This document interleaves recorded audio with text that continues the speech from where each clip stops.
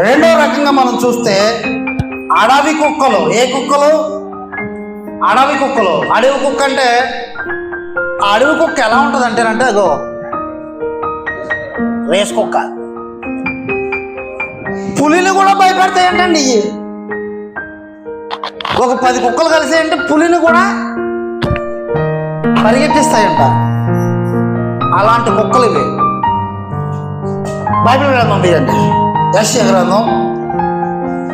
గ్రంథం 13వ అధ్యాయము 22వ వచనం.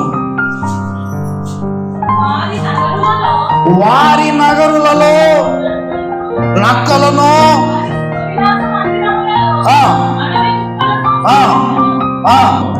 అడవి కుక్కలు. సుఖవిలాస మందిరం అనే మాట కనపడింది కదా ఇక్కడ. ఏ మాట? సుఖవిలాస మందిరం అంటే ఏంటి ప్రశ్న.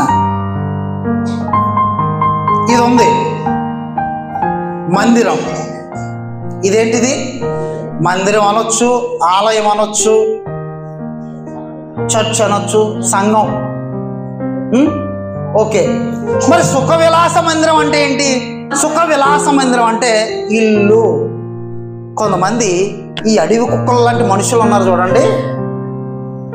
ప్రార్థనకే వెళ్ళాలేంటి? ప్రతి ఆదివారం ఇంటికాడ నుండి ప్రార్థన చేసుకుంటూ దేవుడు లేడేంటి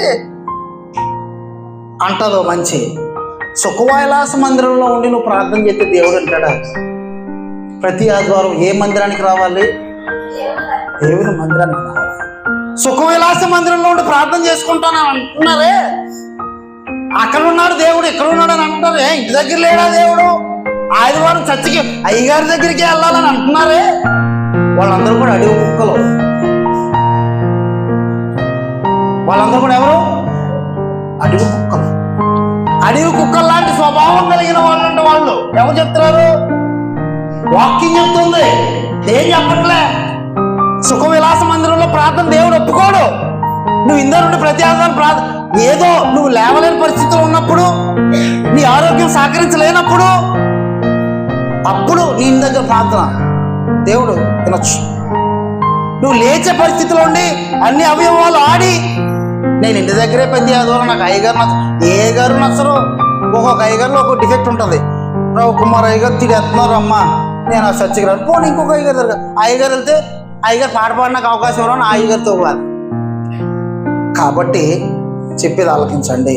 సుఖ విలాస మందిరంలో ప్రార్థన వద్దంటే, ఇంట్లో ఆదివారం ఆరాధన వద్దు. తప్పనిసరిగా నువ్వు ఎక్కడికి రావాలంటే